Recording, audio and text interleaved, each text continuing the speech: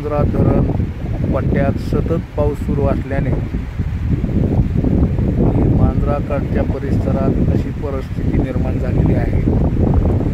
हे कुठल्या नदीचे पात्र नसून हे मांजरा नदीच्या पात्रापासून 1.5 किलोमीटर अंतरावर ही ऊसाची शेती आणि त्या ऊसाच्या पाठीमागे जो परिसर आहे शेती आहे ती सोयाबीन शेती पूर्णपणे पाण्याखाली आहे।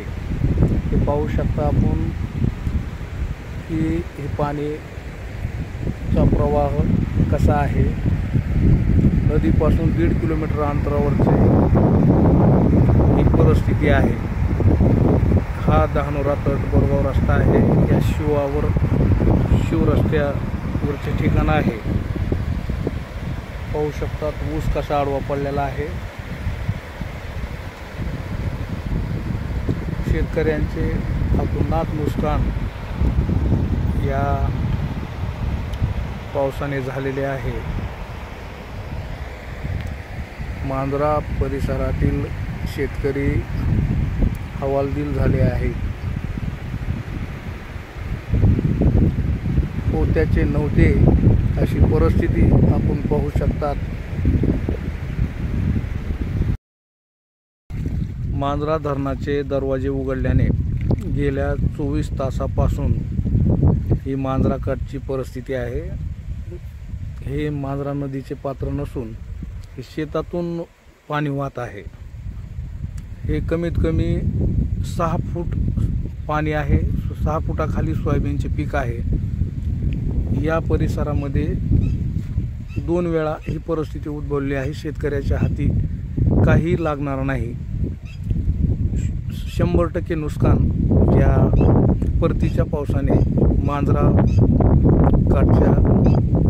परिसरात धानोरा तट बोरगाव कोपरा अंजनपूर मांजरा धरणाच्या खालील पूर्ण गावातील शेतकऱ्याचे अतोनात नुकसान झालेले आहे। ही परिस्थिती आपण पाहू शकतात। हे मांजरा नदीचे पात्र नसून या शेतीलाच नदीचे स्वरूप आलेले आहे। हे सोयाबीन पूर्णपणे पाण्याखालीच आहेत। गेल्या 24 तासापासून हीच परिस्थिती आहे। त्याआधीही 2 दिवसापूर्वी अशीच परिस्थिती होती। ऊस अर्ध्याच्या वर पाण्याखालीच आहेत। ऊसाचे देखील अतोनात नुकसान या परतीच्या पावसाने झालेले आहे। या पाण्याच्या प्रवाहाने जमिनी खरडून गेल्या असून पोत्याचे नव्हते अशी परिस्थिती शेतकऱ्यावर आलेली आहे। शेती कुठे हे बघणेच अवघड झाले आहे।